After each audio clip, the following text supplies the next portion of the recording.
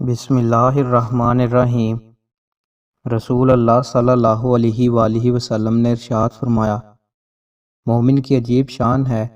اگر اسے کوئی خیر و بلائی نصیب ہوتی ہے تو اللہ کی حمد بیان کرتا اور شکر کرتا ہے،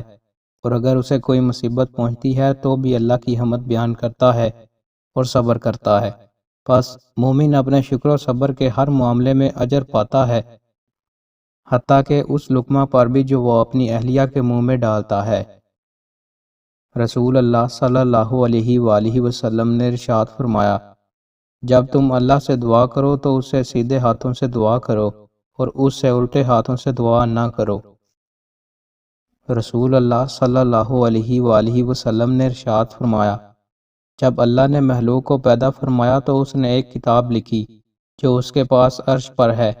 کہ میری رحمت میرے غضب پر سبقت لے گئی۔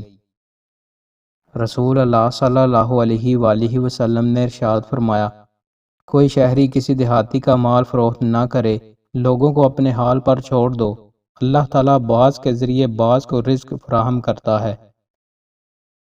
رسول اللہ صلی اللہ علیہ وآلہ وسلم نے ارشاد فرمایا، جو شخص دن میں 100 مرتبہ یہ دعا پڑھتا ہے،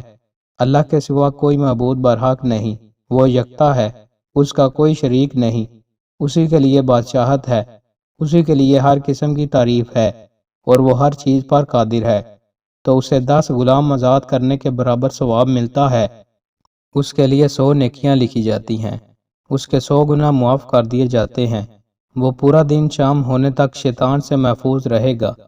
اور اس سے بہتر کوئی شخص نہیں آئے گا مگر وہ جس نے اسے زیادہ مرتبہ پڑھا ہوگا۔ دوستو، مزید اچھی ویڈیوز کے لیے ہمارے چینل کو سبسکرائب لازمی کریں۔ بہت شکریہ۔